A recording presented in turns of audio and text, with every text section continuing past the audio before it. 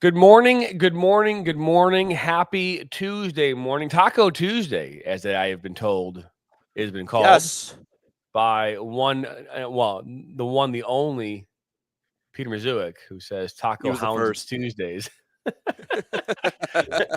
This is a phrase coined Taco Tuesday, but I'm Peter. Jonathan Turner alongside Nathan Wangler. It is Inside the Game, the podcast, the only podcast you should be watching right now on this Tuesday morning. We are live on the National Soccer Network on our YouTube, Facebook, Twitter, and Roku. So check us out wherever your heart desires. Don't forget to subscribe, like us, and share this with your friends and familia. It is Tuesday, Nathan, and yesterday we had a great conversation, a passionate conversation, as we seem to always do now. And we talked about this a little bit yesterday afternoon, and talking about how the media today is so fragmented, right? It's been that way for a long time. It's more fragmented today than it's ever been. It's so fragmented that me and you could just be on this and just call ourselves independent journalists, and that could actually make us be eligible to actually be in the White House with in the media room as an independent journalist. That is how fragmented media has become over the years. It used to just be, the quote unquote NBC, ABC, CNN, Fox News. Now it's all of those and, Jimmy's news channel and Betsy's, media, platform, right? It's all of that. We have all turned into a source of media. And the question I have for us, for you, for the viewer at home, where is the responsibility to get it right? Right? Who is ultimately responsible for checking to make sure that what is being put out into the world is in fact accurate? That thing at the bottom of posts on X or Twitter that says no, this actually isn't correct. It's the other way around. I don't. There aren't many checks and balances, to be completely honest with you. And it's interesting. I think the word journalism used to mean something. And it's because there used to be a time when these news agencies in these places, they did things. They had a way of going about them. They had a blueprint. They had a way of reporting on things. Not to say it was completely partial, but the thing is once special interest dollars started getting filtered into news, is when we started seeing the shift that we see, right? Is when we start seeing those lines that have been drawn in the sand between the different places, right, that cover news on a high level, right? And so that has led to eventually now everyone thinks that they can just uncover the stuff their own and go at it their own way. And so the journalism aspect of it has become difficult because you really don't know exactly who's pulling from what or what's fake or what's real. And that's what's hard to me, at least going on social media and watching stuff, because I don't know what exactly is accurate, what exactly you're reporting, or what exactly you're pulling from. So it's a good thing and a bad thing because technology has allowed people to take a lot of this stuff on personally. And the truth is you and me we're not talking about Syrian refugees on here, right? We're talking about sports. And so, to say that I'm qualified, I don't have to necessarily comb through my qualifications to tell you that I am qualified to talk about a few things, especially when it comes to inside the game, because I've been there.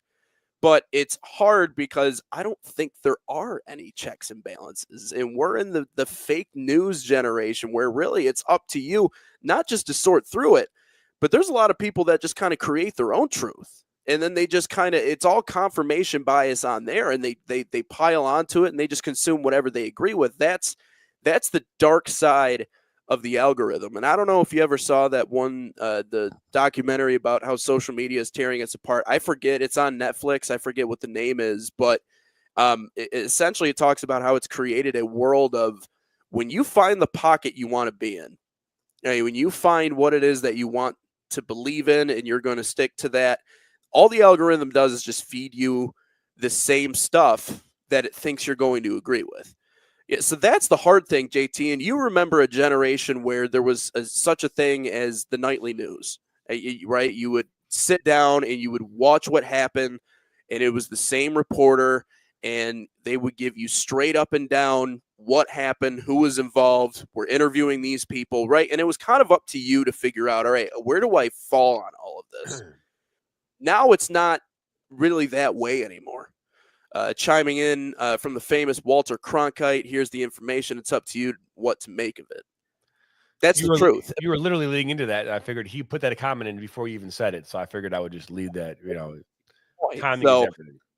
Right. So, yeah, it's a double-edged sword, right?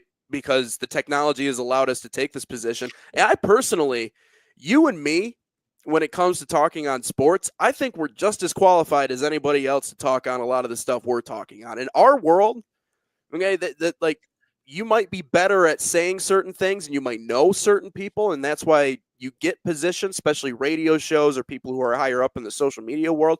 That's what's going to get you there. But it's the way you package what you're saying, and it's the tone, and it's the everything else, which I think people are catching on to the fact that obviously you and I are having some good, passionate conversations every single day. The sports world is one thing. The rest of it is kind of a hodgepodge. It feels like the Wild West because there are no checks and balances. This is me personally. It doesn't seem like it. No, I don't. Yeah, I agree with you. I also don't know. We talk about qualifications for a second. Let's talk about the evening news. Okay.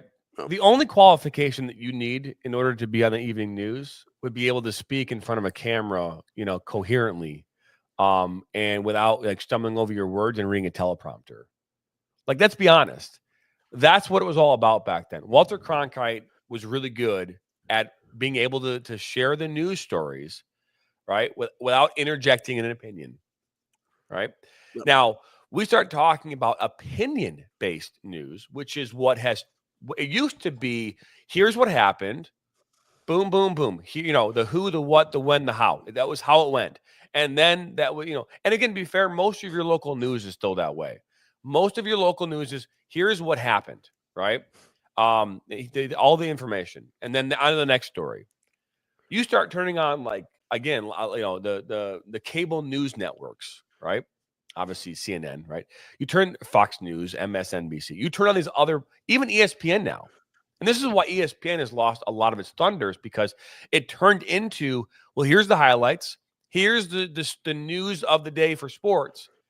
Oh, and by the way, let's start talking about why we're all taking a knee and why we're doing that. And it started to infuriate the sports fan, because the sports fan, they come to sports to escape all that BS. Mm-hmm. That's why we want to stay. That's why you lost fans in the NFL when kneeling took place. Not because of the statement. Let's be honest. At the end of the day, I don't know how many people really, really care about the knee. I mean, let's be honest. On a daily, how many care about? No, it's they went to watch a football game. They wanted to see a national anthem, and they just wanted to watch football without having to be interjected with a whole bunch of BS. That's what people want. They don't want anything else. Let's just go watch some football. And what ended up happening is these leagues have determined that, well, if we do these things, these social, these cultural things that are currently right now in a big, we'll start to help solve the problem. And that just made people pissed off, and again, because it's an escape. I mean, I remember going to football games on Sundays with my dad, and and at the Silverdome and watching. Let's be honest, going into a football game as a young child, you're expecting to see fights. You're expecting to see fights. I wanted to see people throwing down in the stands, in the bleachers at the Silverdome. All right. I mean, let's be honest. I mean, you go to a baseball game and you see a bunch of knuckleheads, and look at. I mean, you would expect to see this kind of, whatever behavior in the stands. And now it's, you can't do that. Fine, whatever. But there was something about that, right? Yeah. But it's like this we go there as our escape. We go there to leave all that behind. And to be fair, if you want to consume the news, there's a lot of ways to do it. But the reality is that every news organization now has found a creative way to create an emotional response that is vastly different than its peers and or its competitors. You know what I mean? You look at an article, you look at a news story, and they're the same news story. They've created a new title. They have buried the meats and potatoes of that story down 14 paragraphs in. So by the time you get to that part, you're like, oh, this is what it's all about. Like, you would never know that by reading the headline. Yeah. So it's all designed to create an emotional response, because to our core, we are a human being. We are emotional. We are emotional beings, and everything about that. I mean, let's look at what happened during COVID. Right, there was this whole thing about masks and not wearing masks, and vaccines and not wearing vaccines. What did it all do? It all triggered emotional responses where we all either, use the emotional response and when we literally shut down, or we get out and we start screaming. There's not like this. No, it's like either you or you start screaming. Right. And that's and I don't want to get into the political part, but I'm just saying those are examples, right? And if you look at the sports side of this, everything about sports is now opinion. In my opinion, this team's going to do this. In my opinion, it's going to be that. In my opinion, it's going to be that. Now, granted, when we talk about qualifications, Nathan, what you just talked about here a moment ago was like, well, I think me and you are qualified. Yeah, I am qualified to have a conversation about soccer as a whole. I am. I'm qualified. I've been in soccer my entire life. I can talk to you pretty intelligently about a lot of the things going on in the world of soccer. No doubts, no questions. But I'm not going to sit here and tell you that I know all things soccer. I don't. I don't know all things soccer. And in my opinion, based on what I've seen, I can say a number of things, right? Like yesterday, men's basketball at Oak University, they lost to Robert Morris last night. Colonials. It was a great game, overtime. They should have won the game, to be fair. They had a bunch of opportunities. They fell short. I could have told you, of watching them all season long, my opinions of how they would do. Right? I could have shared that on social media. I think they're going to win. My opinion, they're going to win this game. My opinion, they're going to lose this game. I could have said all those things. We have a responsibility. Me and you, we're sitting on this microphone each and every morning. When I'm at a game, I have a responsibility to be as accurate as I possibly can. And yeah, I'm going to be wrong. I'm going to say things wrong. I'm going to do things not the right way. I'm a human being. I am imperfect. It's going to happen. But are other organizations out there in the world today holding themselves accountable, and are they being held accountable for when they screw up, when they make a mistake? Because there are a lot of things riding on this, especially the professional levels, especially you talk about in society, in the world that we live in. There are consequences for getting it wrong. In our world, if we say a kid's name wrong, that's going to be wrong on our channel. Yeah, forever. Crucified. I mean, it's forever. Yeah. So what? And that's why we always say we want to get it right. But if I don't have pronunciations or whatever, we can make apologies. But if I don't have the information, we're doing it based off what we think best. But we said that kid's name wrong 100 times in a game. Yeah. There's nothing I can do to take that back. I can apologize. But again, where does the accountability come in? And who is, and I'm not a firm believer, by the way, in saying this should be like some oversight committee, because I don't believe in that. So don't get me started there. But before it used to be about, at least in my opinion, it used to be about getting it right. Now it's about getting there first. It's about sounding right. Maybe people aren't concerned about being right anymore.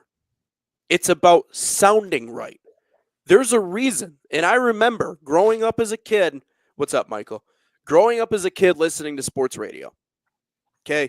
One of my favorite pastimes growing up is listening to people call sports radio stations, sports shows, right?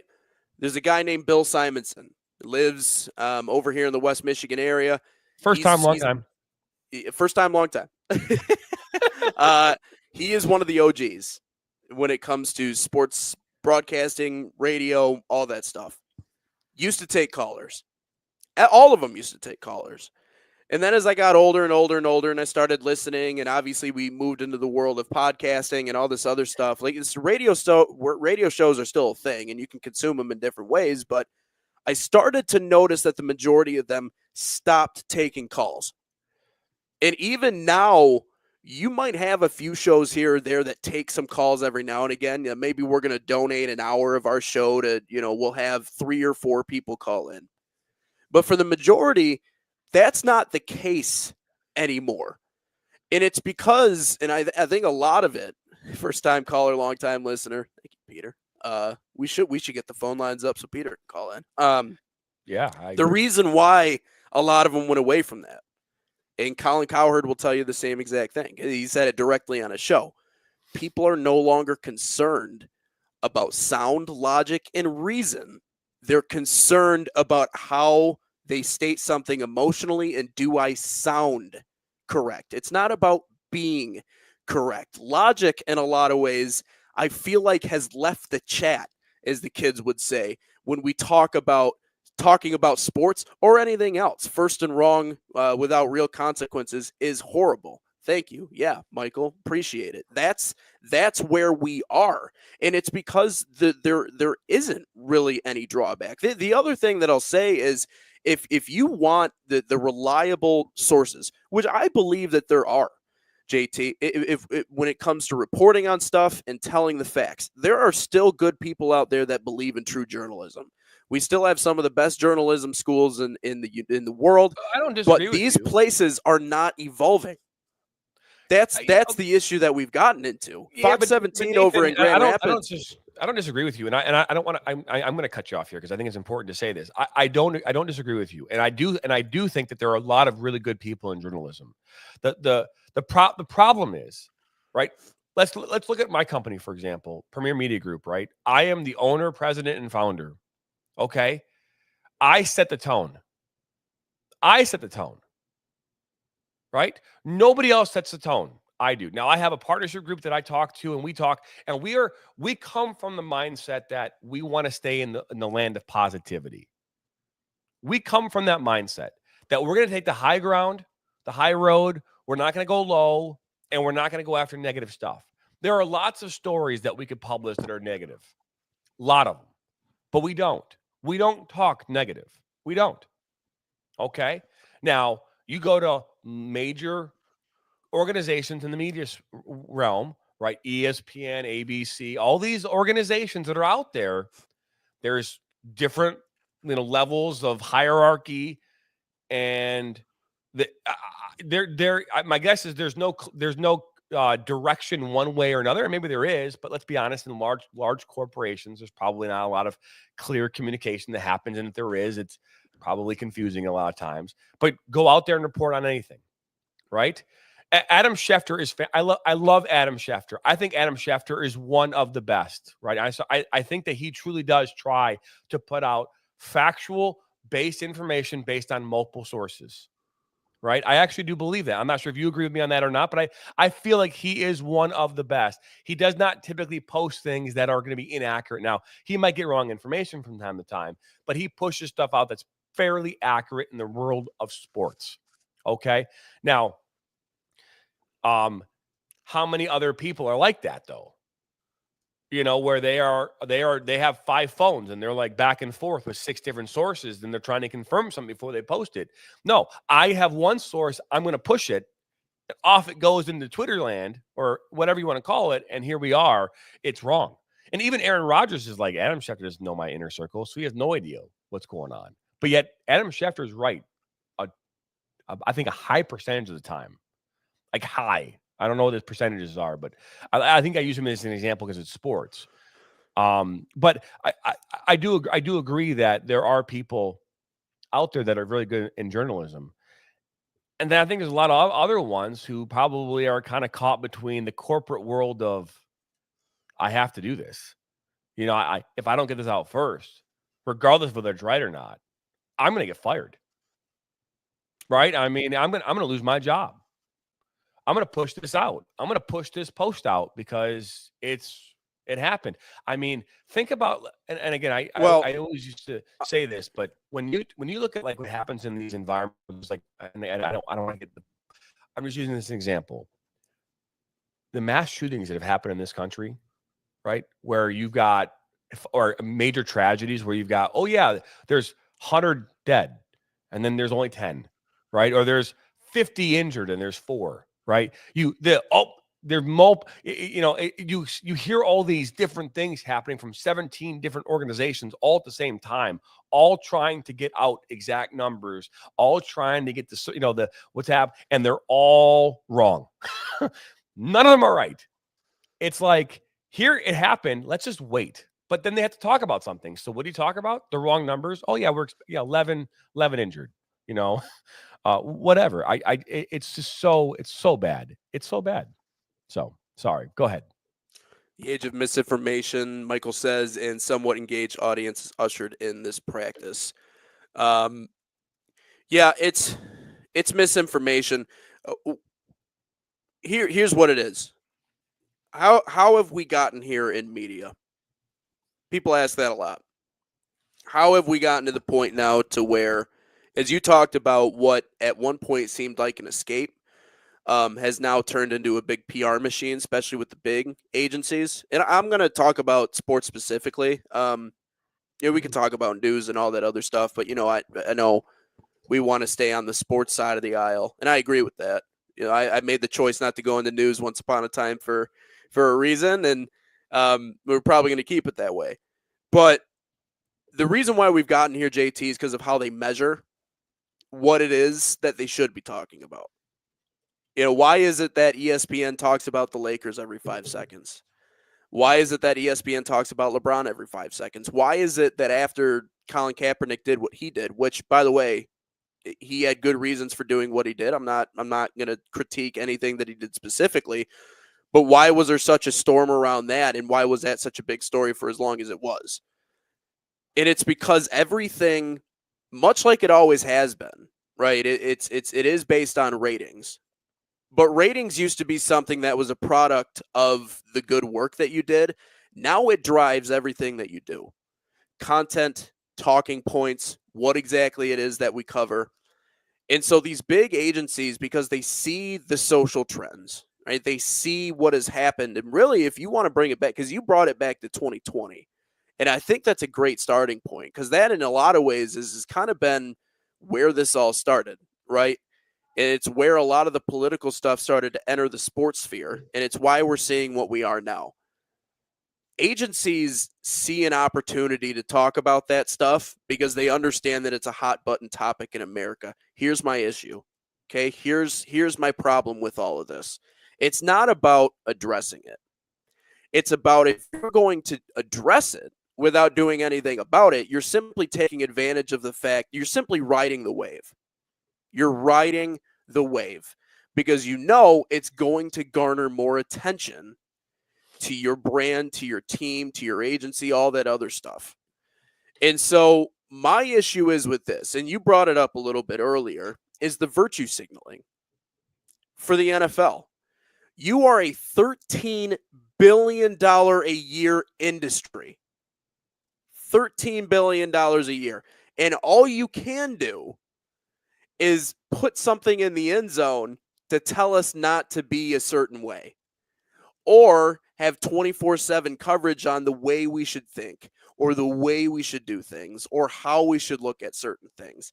It almost kind of reminds you a little bit of, and I remember in 2020 when all that stuff happened, celebrities giving out advice on how to live life. And also when a natural disaster happens and I have Oprah and The Rock asking me for money, and I look at their net worth and I'm like, you know what? You could give up probably 5% of everything you own and make 5 million times more of an impact than what my $20 is going to. Okay, so you are signaling to me what it is that you want to do without actually doing anything about it. And I think that's people's issue, right? You're going to put this in front of our face. You're going to tell us to think a certain way. You're going to try to direct our thinking. By the way, I came here to escape. I didn't come here to hear about all this stuff, but okay, that's fine. But on the other end, you're not going to use any of those billions of dollars that you generate in the sport to do anything about it. And so I'm not all about, and this is the thing, Jordan, it's funny because everyone wants to go back to MJ when they talk about this stuff. And they're like, well, MJ never really got caught up in all this stuff. MJ never wanted anything to do with it. And the thing is MJ was just so good at his sport that he had that impact, right? But this isn't a new phenomenon. And I don't know, I don't really understand why people think that it is. Muhammad Ali was like this. And Muhammad Ali, like, technically boxing wise, is one of the greatest of all time. Doesn't have the greatest record of all time. He lost a couple of fights that he shouldn't have. You know, he had his moments in his sporting career where it was like, that wasn't great, but it was the political impact that he had that brought him to that next level. And there are lists of athletes who are the exact same way. I have no problem with you feeling or saying or doing this a certain way. Where this has gotten wrong, where this has gone off the tracks, is that these places, again, have gone from telling you what's happening to telling you how to think. I don't like people telling me how to think. Okay, I'm a grown man. You're a grown man. We can figure out exactly what it is that we think about certain things. And also, virtue signaling is not going to change my mind or anybody else's mind on certain things. I'm not saying I don't agree with what they're doing, because I do, but that doesn't accomplish anything at the end of the day. That's the biggest discrepancy to me. They went from telling you what to telling you how to think. That's my problem. And that's where I think you're right, JT. I think ESPN has lost out on a lot. And I think that's why certain platforms like Barstool Sports, who are just light and fun and, you know, just relaxed, and hey, it's just about sports. You know what I mean? It's just a bunch of people about sports that are not qualified, a little weird, a little kooky, probably would not be working a full-time job, making a lot of money anywhere else other than Barstool Sports. But they embrace that side of it, which is, we're just here to celebrate the sports that we love and enjoy it. And that's why they've pulled so much away from ESPN. Now, again, you can have your opinions on Dave all that you want, and I think he is a fascinating character one way or the other. But it's why we see this pullback, and it's why we've seen this reaction. Yeah, the technology has become less expensive. People can afford to do this now, and some of it's good and some of it's not. I mean, I could sit on here. I have the capability right now, JT, of saying that the sky's red on a national show that people can consume from anywhere in the world so long as they have an internet connection. I'm wrong, okay? But no one's going to sideline me because I was directly wrong, because I have the ability to. But there's a reason why there was that pullback, because these big agencies started taking that strategy of, this is how you should think. Don't tell me how to think. Well, I could sideline you for that, but no, you could. Yeah. But no, it's a lot of great information, and I agree with you. I agree that that virtue signaling and there are a lot of different ways that these leagues, these organizations, these agencies could pass along a message, either directly or indirectly, that would probably have a greater impact than what they're currently doing. So I don't disagree with you on that on any level. When we talk about sports, we talk about, I think that it's a cost. It's a cost of doing it versus not doing it. Right. There's a cost of both. Right. And that is where these organizations are making these decisions. Okay. If we do nothing, there's a cost. If we do something, there's a cost. Right.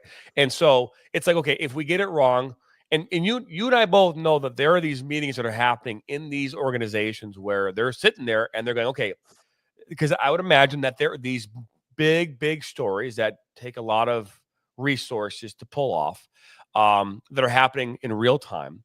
There are lawyers and editors and producers all in a room, and they're going, okay, gotta get this right. Well, we'll push out this thing, we're not gonna push out that thing, right? And they're going back and forth, because in today's world, being sued for getting it wrong is now a thing. I mean, we're seeing it happening all the time now, where lawsuits are being filed for putting someone in a bad spot that they were wrong, right? We're seeing that time and time again now. And honestly, that's that's how you stop these large news organizations from doing this, because eventually their liability insurance isn't going to pay the bill, right? Especially if they show negligence or some kind of a bias towards a specific person or organization. So I do think that that's how it's going to change. And the reason why I even started talking about this is because me and you had a conversation yesterday about, is there a correlation between NSN's Twitter account, your personal Twitter account, and YouTube? Is there a correlation? Is the viewer at home, is Michael Lathrop, is Peter Mazuik, are they our viewers, the people who have yet to see us or are about to see us, is there a moment where when they see content coming from any one of us that they then now go to they connect to another platform, they connect somewhere else, right? And that was the biggest reason why I wanted to have this conversation today, because what I have found in my 4 years of doing this is that, and watching people who have millions of followers on TikTok or hundreds of thousands of followers on Instagram, what I have found is that if I do something personally, if the National Soccer Network does something on social media, they don't necessarily connect. They don't connect. And the reason why is the exact same reason why we're having this conversation in the first place, which is about misinformation, attention spans, you name it, right? We have the attention span right now, human beings, less than that of a goldfish. They say a goldfish can operate in about a memory of about 9 seconds, right? Give or take. Our attention span is right about there right now. We are no better than a goldfish. Okay? So that means that if it's me and you have this guy, I forgot what you said 10 seconds ago. Like, it's gone. Now, maybe I haven't, but I mean, that's the general way of looking at it, right? We are consuming things in 10-second increments, right? TikTok, it's all about, this. It's all about this, boom, boom, boom, right? Think about everything in your life revolves around a phone and about swiping a certain direction. If you're dating, it's right or left, right? If you're on TikTok, it's up and down. It's all about swiping. And the quicker you swipe, the I guess the greater or the worse you're going to feel, right? And let's be honest. When you hand your phone to somebody, Nathan, and you get their phone, you look at their TikTok feed, you're like, yo, you're getting this? What is this? Why is the algorithm picking this stuff for you? Right? It's almost like the old school days where you look at your your TiVo and be like, oh, you're recording that. Oh, and they have I remember there's a movie where someone, or maybe it was like a Saturday Night Live skit where person's TV record has all these like based off of your personality was picking a lot of girl movies for this one young man, right? And then he's like, what? I don't know. You like this? Oh, clearly based on your personality, you like this, this, and this. And no, I don't like that at all. He's trying to defend himself. It was, right. But literally, your TikTok feed is a direct correlation to what you like because of the algorithms. I was just telling you that I've been finding these videos lately where I'm seeing someone pushing down these glass jugs full of colored water and stuff in them downstairs to see if they'll break. And I've literally been stuck on that. I can't turn away. It is so silly. It's satisfying. It is, because I don't get to push stuff down the stairs like that and watch it break. But that's what that was, But that's what I'm seeing right now, right? But that's the nature of what we're in right now. But if I have 300 million followers on TikTok, am I going to have that on YouTube, Twitter, Instagram? No, I'm not, because that would require our 10-second span individuals out there to actually be able to go and do another task, to go do something else. And that actually directly correlates to what is wrong with us athletically in this country too. Because if we're asking athletes to be at the top of their game, to be the best of the best, to go out and compete at the highest levels in this country, they are also in the same mindset right now where 10 seconds, right? 10 seconds. Hey, coach, what do you want from me? What? No? What do you want? No, I'm sorry. Hey, I mean, we are all distracted by this nonsense. And then you throw in the fact that you're getting information that may or may not be true, right? You throw that in the equation. So all these things combined, lack of information, misinformation, attention spans, social media, the news world, all these things happening on a league-wide level, what does it create? It creates a melting pot of mess. It's just this mess. And we are the ones trying to figure out how to maneuver it, how to navigate through it. And sure, we have all these young kids out there who are lost in all of this and don't know what's up and down, what's left and right.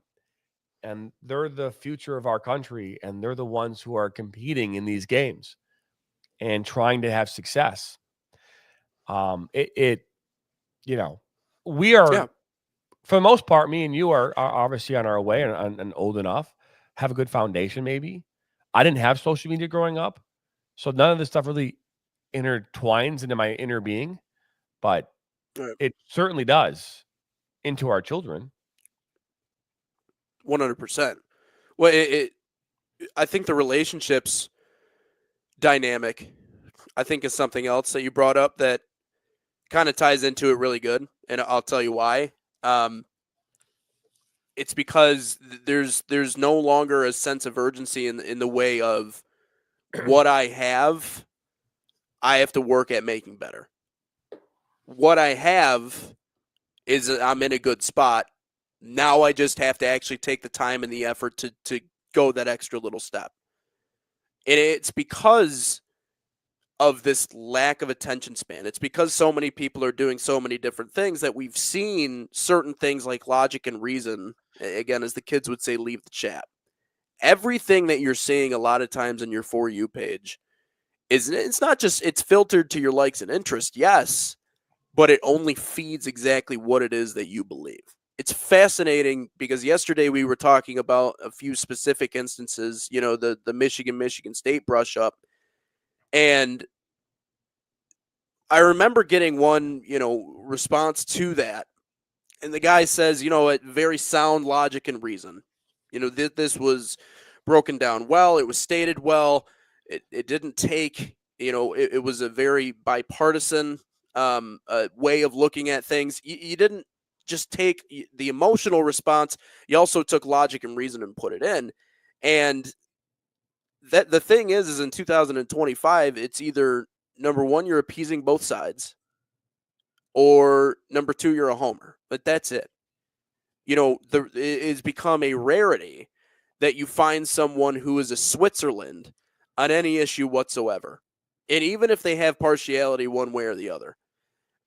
So people no longer feel what it is that they have to make the best out of it, because they simply have this litany of options that are available to them 24/7.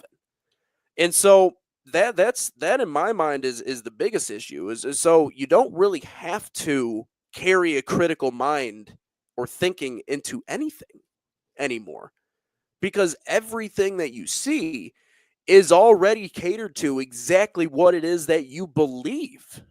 This is the fundamental issue with what we're fighting right now. And that's why we see people do stuff and start shows and cover things, because everyone thinks that they have a better, more efficient way of covering things the right way than somebody else does. But the one thing that I think, and I don't know where you stand on this, JT, I refuse to be hot take guy. I think that hot take guy is simply a character and nothing more.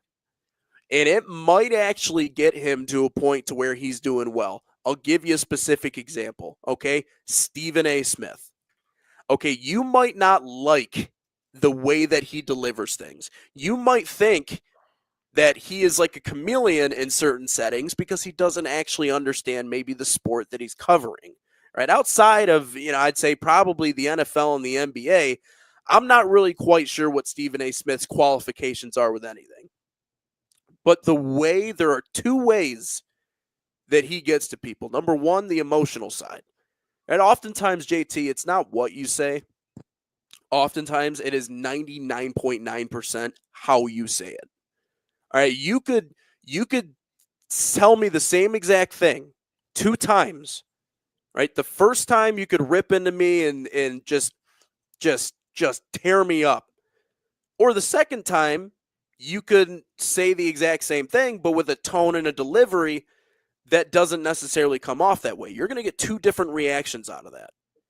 So number one, it's the way he says it, but it's also, again, going along the lines of trends and what's provided to him. Sometimes it's saying the ridiculous or the outlandish that actually gets him more attention and more views. That's why he just signed a contract that is north of $100 million. As a media personality, that is kind of mind-numbing to me. You're telling me you don't have to get up and play back-to-backs. You don't have to hop on a plane and go somewhere. You don't actually have to put the pads or anything on. All you have to do is do what I'm doing right now and just freak the hell out on ESPN every day, and all of a sudden you're making north of $100 million. But that's the direction we've gone in. It's the emotional component. And so we're never on this show, at least me personally, I'm not in the business of giving out hot takes. I'm not in the business of saying certain things that are going to get me in trouble, because I go off of what I know. And that's part of the reason why we call it Inside the Game, right? Because, again, we're taking you inside the game, inside of our experiences, what we've seen, what we've known, right? And even talking about the stuff yesterday with Michigan State, like, I know people in both programs. I've been in that building. I know the traditions. And that's why I said there's no excuse for them not knowing the tradition. Zero excuse. And it's only trivial to people who don't know ball, right? And that's objective, and that wasn't because, and again, I talked about my affiliations and where I'm coming from. My issue, JT, is people are unable to step out of that now. People can't step out of that now because through the new media, we've created these bubbles, and you don't have to leave these bubbles. You don't. I'm a fan of this person. I am a political affiliate here. I do not have to move or budge from anything I'm doing, and I'll defend what my people are doing until the end of the day, end of times, because I don't have to. I'm not forced in a position to where I have to think critically about anything. And so, in my personal opinion, and again, I don't know where you fall on this, I refuse to be a hot take guy. I'm going to give it how it is. And that's not necessarily playing both sides. That's just me telling you, I see things, I hear things, I'm a human being. We need to, as a society, and this is a statement on society, not as much a statement on this person or that person or other thing. We need to get back to some sort of middle ground. Okay, we need to start shifting things back this direction. Right? And it's not necessarily sports. This is all encompassing. But we have, again, that has continued to get further and further apart. And I think this is the fundamental reason why we see, and we've spent a lot of our previous shows, JT, talking about conduct. Conduct has been at the center of a lot of our conversations. Conduct on the high school basketball court. I don't know if you saw the recent brouhaha that happened in a crowd at a high school basketball. There was another one, right after the whole Benton Harbor thing. I forget where that one was. Talked about that. Talked about the Michigan State brush up on the logo yesterday. By the way, this isn't a new trend. Okay, we've been seeing this more and more in college athletics. There should be a documentary released on 2024 rivalry week in football, because every game that you watched was the same exact way. The issue is that as a society, I feel like we are moving further and further away from this common middle ground, and it all comes down to, at the end of the day, respect. Respect is a massive, massive, massive thing. But there are people that think they've earned respect who haven't earned respect. And there are people that are never going to give you that respect again because they exist in these bubbles. They exist in these modes of thinking that they simply will not break out of because they don't have to. And the technology and social media has deemed they don't have to. They get what they want to see on a daily basis. And so that's when we're talking to you on Inside the Game, we're giving it to you from a front row perspective. And I don't talk on things that I don't have a front row perspective on. I don't. Right? And believe it or not, I'm not in that gym or in that setting, but I've been around student athletes. I know traditions. I know how these things work. I've been in a booth. And when you're in our position, you see things from a different perspective, right? And that's why this is important, because it would be one thing if JT and I were just fans, right? If I love the sport of soccer. I love watching these games or going to these games. But in my day-to-day life, I work at, I don't know, Amazon, a listed company. That would be a little bit different, right? But all of this is doing is from a front row seat. And so we are not a hot take network. We are a logic network that is going to give you our legitimate thoughts on what exactly is going on. I don't want you to come away from this thinking, oh, well, no, Nate said something that was terribly unique today and got everybody fired up. No, I gave it to you from what I saw, what was going on in my perspective that I've grown over the X amount of years that I've been in this business. There's no need for me to be like everybody else. And I'll even tell the kids that want to start shows, I tell them, don't be the hot take guy. Hot take guys don't last very long, JT. They don't, because they give you one or two opinions that you're like, oh, and then they're like, okay, what other sort of BS can I churn up here to try and get the people going? Right? It's the emotional component of reporting on this stuff has never gone away. Like, it has always been that way, right? And you could see it. And I remember in these communication courses and classes, right, them like playing music.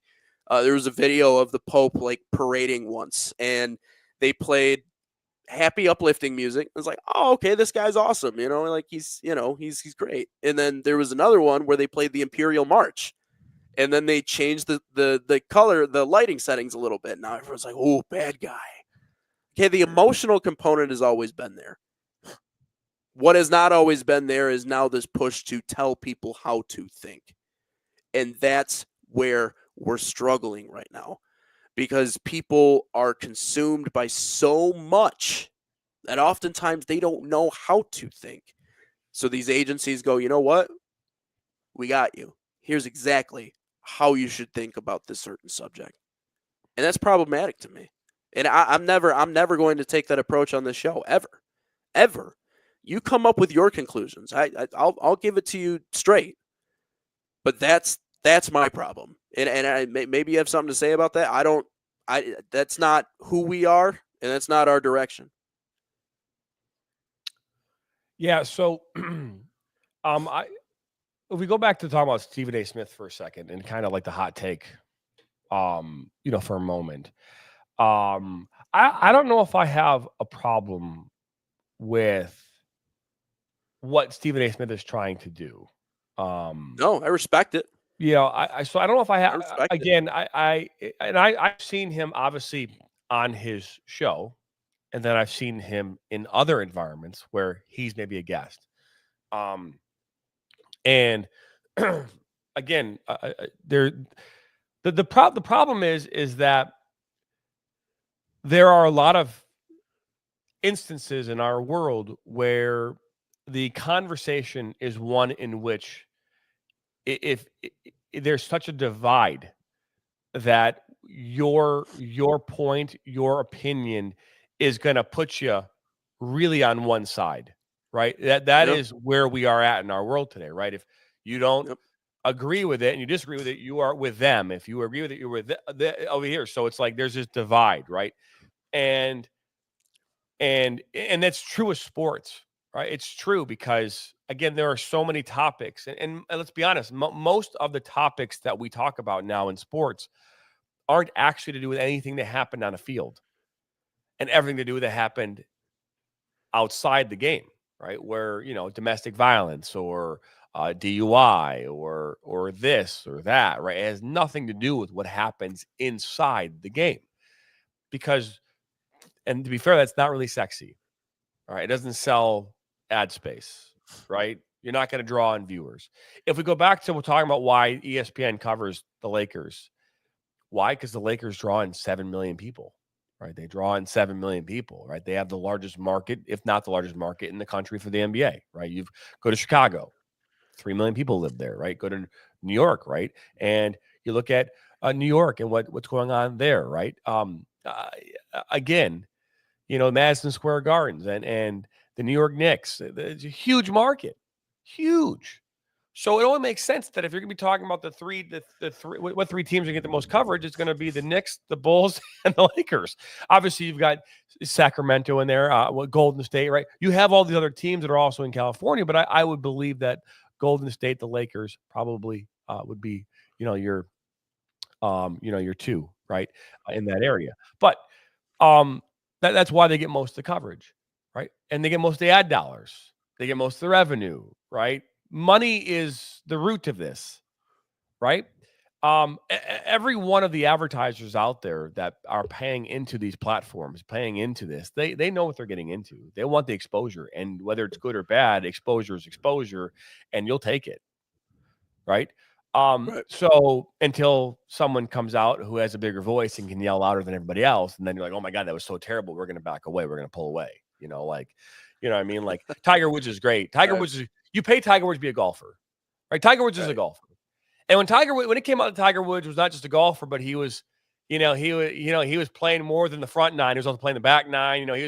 He was involved in a lot, right? We know what was going on there. All these advertisers started pulling away from him, like he was like some, everyone's like, oh my God, we can't be partnered with Tiger Woods anymore. Why? He's a golfer. I mean, he was golfing. I mean, his personal life, it makes a difference. Why are you pulling away from him? I understand it, right? Well, it's just bad image. He's out gallivanting with a bunch of women. I mean, so is every other athlete. Yeah, today. name me one that is. Name me. I mean, what was it? Right. Wilt Chamberlain wrote a book about 20,000 strong. I mean, like, why? I just think we got to start calling spades spades. There's not an athlete on earth that's going to walk around, or a celebrity for that matter, that's going to walk around and be perfect. They're going to make mistakes. They're going to screw up. They're going to screw up. But what are you paying them for? You're not paying them for how great of a human they are. You're paying them for how great they are at what they do, which is the sport or the job, whatever it is. Why are we doing that? Why? Stephen A. Smith is like, hey, he's really good at what he does. He is really good at what he does. I would argue that any day of the week, he is really good at what he does. Now, does it mean that he should lose sponsorship deals if he does something stupid? Yeah, of course. Okay, sure. I'm not sold on that. I'm not 100% sold on you just taking away all these sponsorships for someone doing something in their personal life that, again, obviously you commit a crime. You commit a crime. Legally, that's different. But morally, ethically, give me a freaking break. Give me a break. And I'll say a hot take right now. Give me a break, man.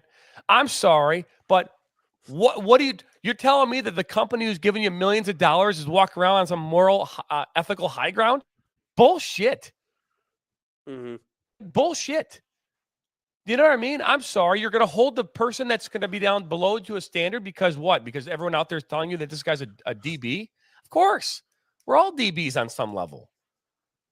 You know what I mean? So I struggle with that.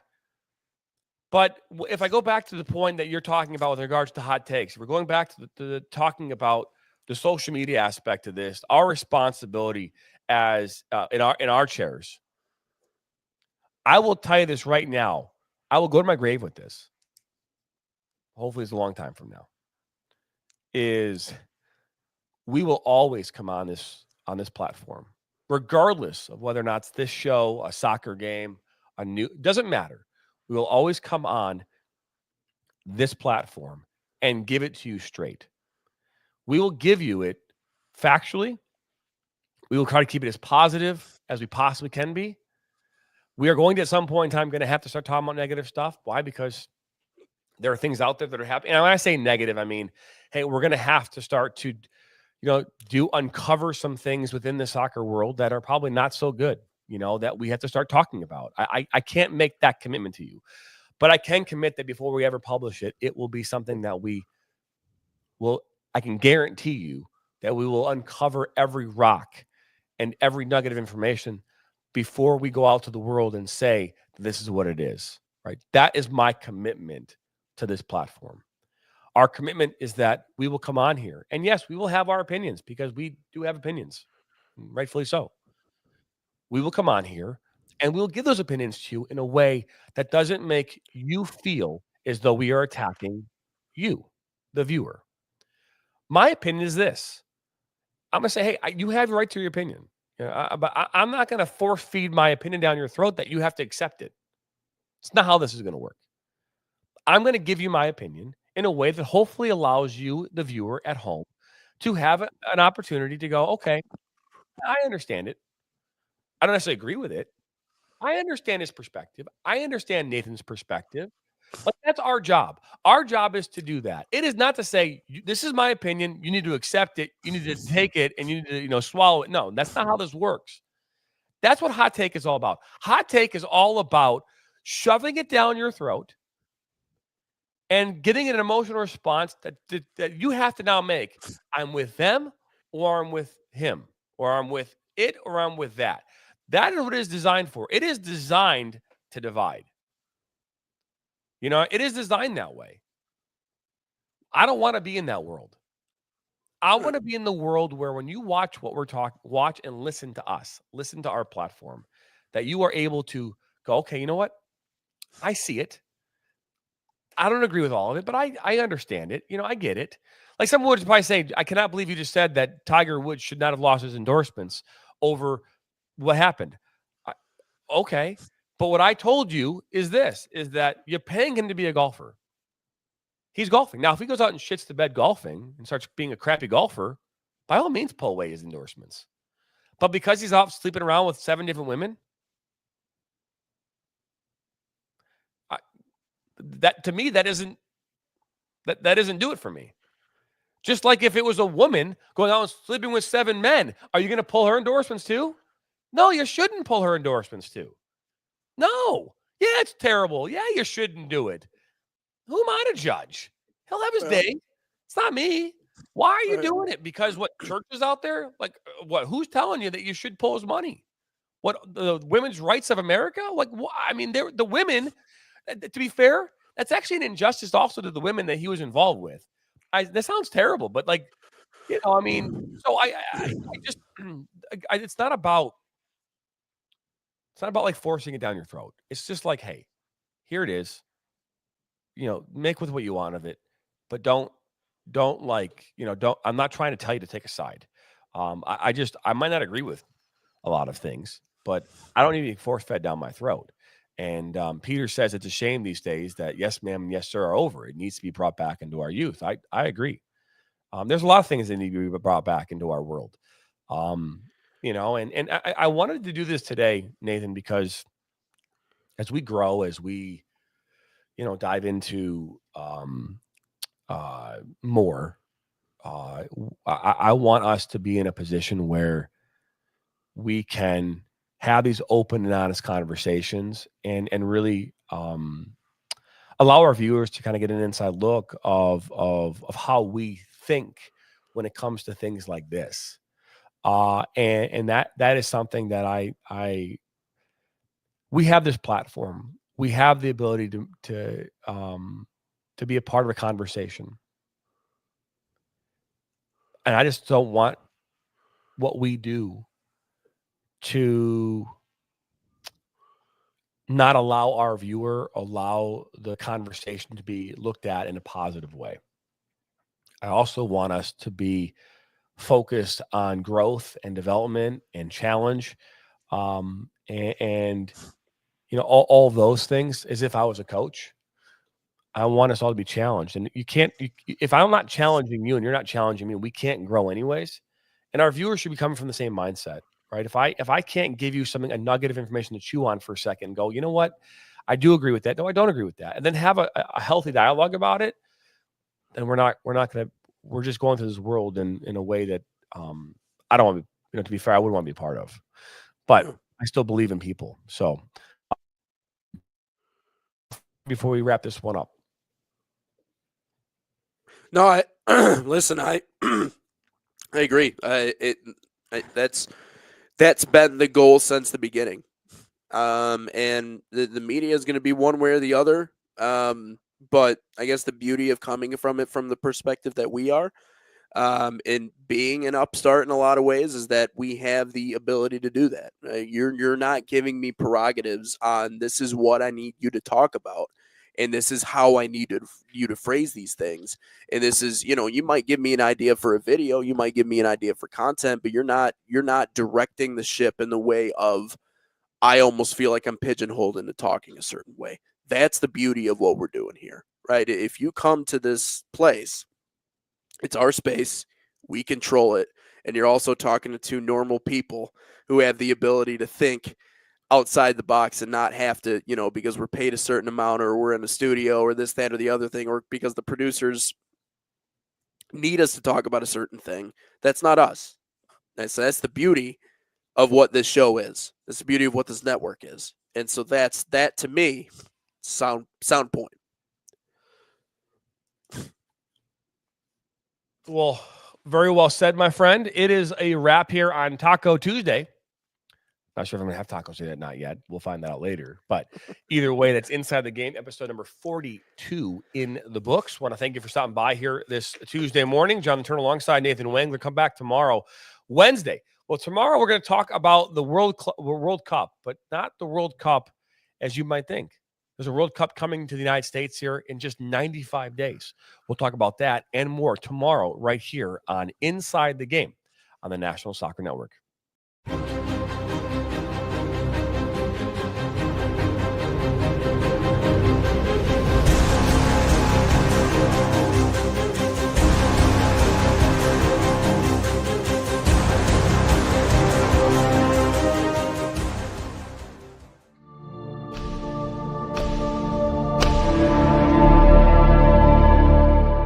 This has been a presentation of the National Soccer Network.